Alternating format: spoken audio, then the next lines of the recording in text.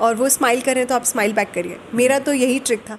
कितना कॉन्फिडेंस एक तो मुझे लगता है वो चेक करते हैं। पर्सनालिटी के बहुत सारे एस्पेक्ट्स हैं जो वो चेक करते हो रही है। इसलिए फॉर्म फिल करना ही एक इम्पॉर्टेंट टास्क है, क्योंकि आप उसमें जो भी लिख रहे हैं बहुत सोच समझ के लिखना है। और जाते ही मैं बैठ गई, ये भी नहीं हुआ कि मैं वेट करूं कि वो बोले। तो इस तरह की चीज़ें हो जाती हैं। बाद में रियलाइज़ होता है कि ऐसा तो कुछ हुआ ही नहीं जो प्रैक्टिस में होता था। प्रॉपर फुटवेयर का भी मुझे लगता है ध्यान देना चाहिए, क्योंकि मुझे काफ़ी लोगों ने बोला था फुटवेयर आवाज़ ना करे।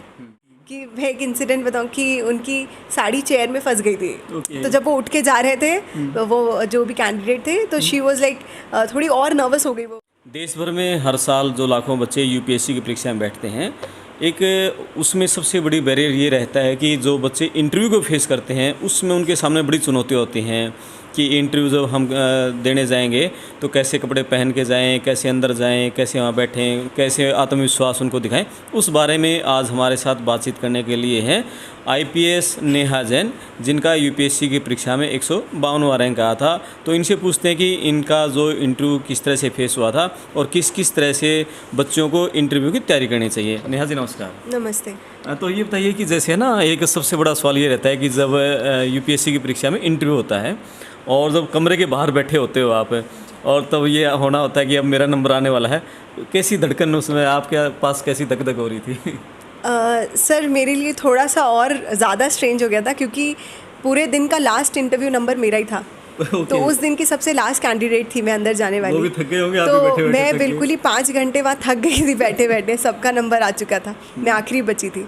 तो एक ये भी फैक्टर था अपनी नर्वसनेस बढ़ाने के लिए, मैं कह सकती हूँ। बाकी सर हाँ, हॉल में जाने से पहले एंजाइटी होती है, और लेकिन उसको बीट करने के लिए बहुत ज़्यादा अच्छा प्रेजेंस ऑफ माइंड चाहिए। आप बिल्कुल रियलाइज़ करिए कि आप अंदर जा रहे हैं, पूरा मोमेंट को आप थोड़ा ध्यान रखिए। मुझे ऐसा लगता है आप अपने एक एक स्टेप को, आप जब बैठ रहे हैं तो अपनी whatever you are wearing, तो देख लीजिए आप सही बैठे हैं। और साड़ी वगैरह के कभी एक बार हुआ था कि मैं एक इंसिडेंट बताऊं कि उनकी साड़ी चेयर में फंस गई थी। तो जब वो उठ के जा रहे थे, तो वो जो भी कैंडिडेट थे, तो शी वाज लाइक थोड़ी और नर्वस हो गई वो इस चक्कर में। तो मुझे लगता है ये चीज़ें भी छोटी छोटी आपको नर्वस कर देती हैं। बट सर ऐसे कि कोविड टाइम था ये, तो हमें तो फेस शील्ड भी पहनाई गई थी, मास्क लगाया गया था। तो इन चीज़ों की भी प्रैक्टिस होनी चाहिए, क्योंकि ये सारी चीज़ें भी आपकी नर्वसनेस बढ़ाती हैं। तो एग्ज़ाम हॉल और या फिर मैं बोलूँ इंटरव्यू हॉल की जो नर्वसनेस थी, इन्हीं चीज़ों से थी। बाकी तो आपकी प्रिपरेशन सब करके आते ही हैं, थोड़ी बहुत बैकग्राउंड। और ये जब अंदर जा रहे थे तो पूछा किसी से पैनल में कौन है, पानी पुनी पिया होगा, किस तरह का उसमें? सर नहीं, इस चीज़ की जानकारी हमें नहीं मिलती पहले कि कौन पैनल में है। जब मेरा नंबर आ गया तो मैंने देखा कि बोर्ड पे बाहर लिखा हुआ था जो चेयरमैन है उनका नाम। तो फिर तभी पहली बार पता चला। और सच बोलूँ तो मैं, जैसे मैंने बताया कि मेरा इंटरव्यू बिल्कुल ही 3rd डे ऑफ इंटरव्यू था, तो फिर मेरे पास बहुत कम दिन थे कि मैं पढ़ाई कर पाऊँ। तो फिर मेरा ध्यान इस चीज़ पे गया ही नहीं कि मैं किस चेयरमैन के उसमें पैनल में जाऊँगी, और मैंने उस बारे में ज़्यादा सोचा नहीं, ना ही मैंने उस पर कोई रिसर्च किया। तो मुझे लगता है ऐसे ही होना चाहिए, आप नहीं तो बायस्ड हो जाते हैं। जी। लड़के और लड़कियों की ड्रेस किस तरह की होनी चाहिए? कोट वोट चमकदार, या लड़कियां जैसे सूट पहने, साड़ी पहने, कौन सा उसमें ठीक रहता है, एक नॉर्मल सा अच्छा सभ्य लगे? सर इसमें फॉर्मल ड्रेस कोड होता है। तो फॉर्मल ड्रेस कोड गर्ल्स के लिए अगर मैं बात करूँ तो it can either be suit और साड़ी, दोनों में से ही आप जो भी कंफर्टेबल हैं पहन सकते हैं। और मैंने देखा था, क्योंकि बहुत लोग सूट भी पहन के आते हैं, ऐसा कोई नॉर्म नहीं है कि आपको साड़ी ही पहननी है, कोई रूल नहीं है। और it should be well covered, और कोई अच्छा डिसेंट सा कलर होना चाहिए, बहुत ज़्यादा ब्राइट नहीं लगता मुझे होना चाहिए, डिसेंट कलर।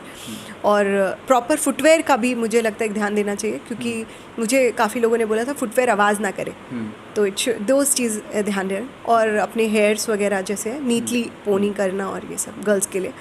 बाकी सर मेल के लिए तो सर वही 3 पैंट्स 3 पीस सूट जो होता है एक फॉर्मल लुक में, वैसे ही बॉयज़ जाते हैं। तो मुझे और तो ज़्यादा बॉयज़ का पता नहीं। जी सर, फॉर्मल लुक में।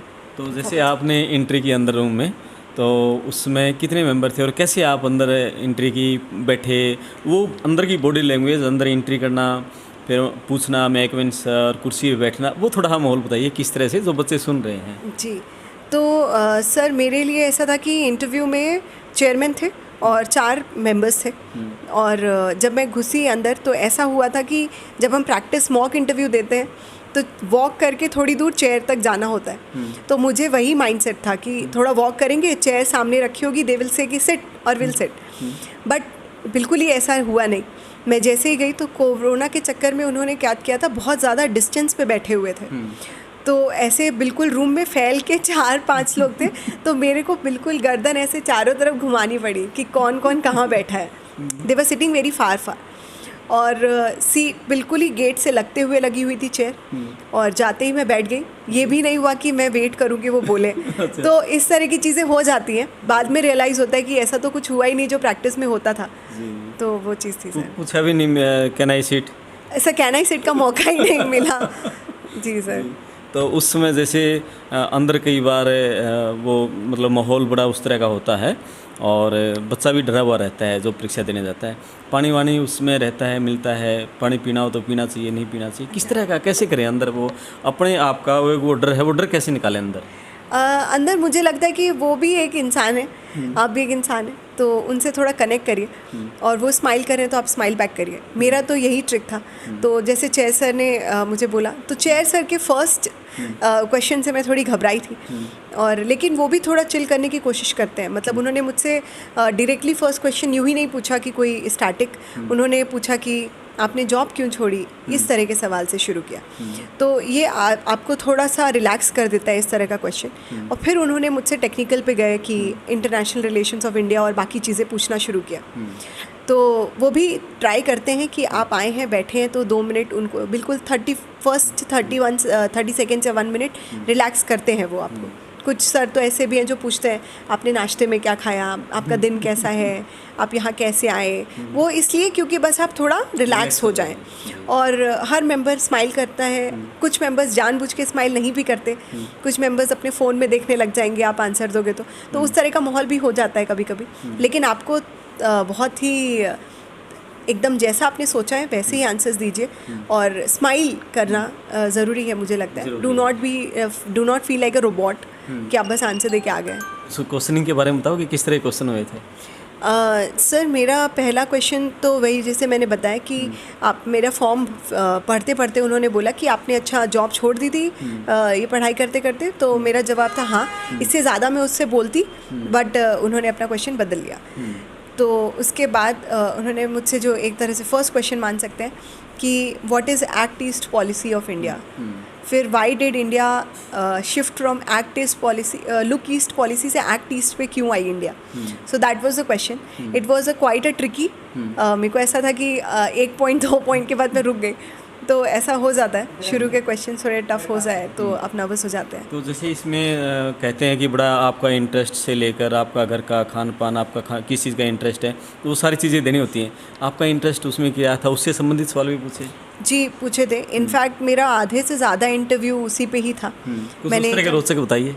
मैंने जैसे हॉबी लिखी थी वेस्ट अपसाइक्लिंग, तो उन्होंने काफ़ी उस पर रुचि दिखाई और जानने की कोशिश की कि क्या होता है अपसाइक्लिंग वेस्ट, आप कैसे वेस्ट मैनेज करते हैं, एक एडमिनिस्ट्रेशन लेवल पे किस तरह से किया जाता है। फिर चारों ही मेंबर्स ने बहुत इंटरेस्ट लिया इस टॉपिक पे और सबने पूछा।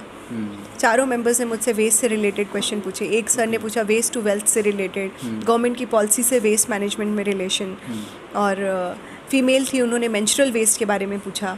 तो बहुत ही होलिस्टिक रहा इस वजह से, और कहीं ना कहीं मैं इसको अपना स्ट्रेंथ मानती थी, तो I was happy about it. जी, तो यानी कि जो हम वो इंटरव्यू का जो फॉर्म होता है उसमें जो भी भरें उसकी पूरी अपनी तरह से जानकारी पूरी उसकी तैयारी करके जाएं। हाँ बिल्कुल, ये तो सबसे ज़्यादा ज़रूरी है। इसलिए फॉर्म फिल करना ही एक इम्पॉर्टेंट टास्क है, क्योंकि आप उसमें जो भी लिख रहे हैं बहुत सोच समझ के लिखना है। और जैसा मैंने बताया, मैंने काफ़ी सीनियर्स से उस पर पूछा भी, तभी मैंने फॉर्म फिल किया। और हर जो भी वर्ड है आपके फॉर्म में, इनफैक्ट ये भी लिखा है कि आपके पापा बिजनेसमैन हैं, तो मुझे लगता है उस पर भी आप थोड़ा प्रिपेयर हो जाओ कि आपके पापा बिजनेसमैन है तो आप इसमें क्यों आ रहे हो।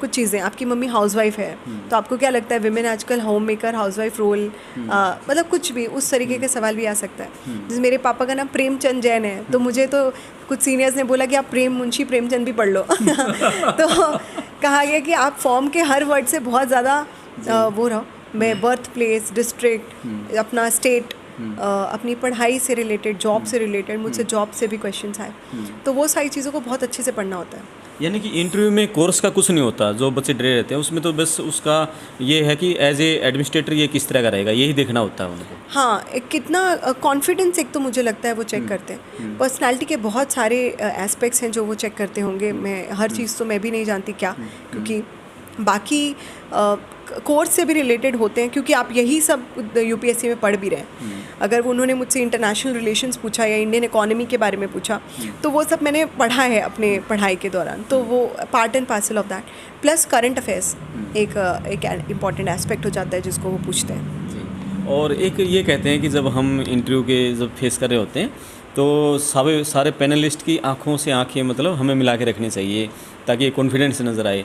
तो कई जैसे कहते हैं कि ऐसे बिल्कुल घूरने लग जाते हैं, वो आंखों से आंखें मिलाने वाला किस तरह से अपना आत्मविश्वास कैसे दिखाएं, कॉन्फिडेंस? ये बिल्कुल मुझे लगता है कि सर मैं मानती हूँ, जैसे मैं अगर मेरे पापा मुझसे कोई सवाल पूछेंगे तो मैं कैसे जवाब दूंगी, मुझे लगता है कि मैं वही चीज़ फॉलो कर रही थी। क्योंकि अगर मेरे से कोई मेरे अंकल हैं या फिर कोई भी मुझसे कुछ क्वेश्चन कर रहे हैं तो मैं एकदम रिलैक्स्ड होकर उनको वही बताऊंगी जितना मैं जानती हूँ। तो इसको ओवर हाइपर तरीके से लेना या बहुत ज़्यादा एम्फसाइज नहीं करना चाहिए कि आपकी टोन कितनी है, आप वो सारी चीज़ें आप वैसे ही मैनेज करो जितने आप एक बड़े इंसान से, अपने से एल्डर से कैसे बात करते हैं उस हिसाब से ही आप अपनी टोन मैनेज कीजिए और एक रिस्पेक्ट से स्माइल देके, और आप बिल्कुल ऑफेंसिव मत होइए। और आई कांटेक्ट तो नॉर्मली मतलब जैसे आप जिस तरह बातचीत में रहते हैं नॉर्मल आमचर्या में वैसी तरीके से होना चाहिए। बिल्कुल भाई ये हमने बातें की, भाई जब इंटरव्यू में जाते हैं तो किस तरह से तैयारी करें और कैसे नॉर्मल रहे, कैसे इंटरव्यू पैनल के सामने आत्मविश्वास हम दिखाएं। तो नेहा जैन IPS 152वां रैंक यूपीएससी की परीक्षा में आया था, उनसे हमने विस्तार से इस बारे में बातचीत की। वीडियो आपको अच्छी लगे इसको शेयर करें, चैनल सब्सक्राइब करें। धन्यवाद Neha ji. Thank you so much. नमस्कार।